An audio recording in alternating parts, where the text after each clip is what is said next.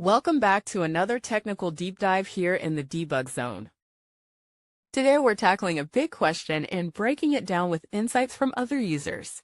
Hopefully this clears up some misconceptions and helps you get the answer you need. So buckle up, stay a little curious, and let's jump right in.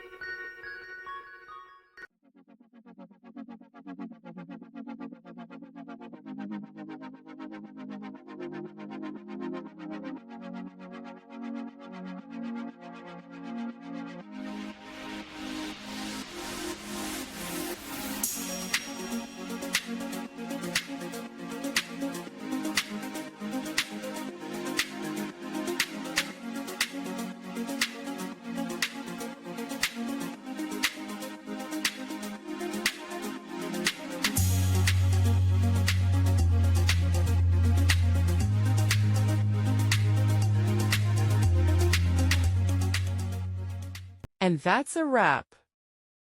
I hope you found the answer you were looking for. If you did, take a second to hit that subscribe button. It really helps out. And let me know in the comments which solution worked best for you. See you next time in the debug zone.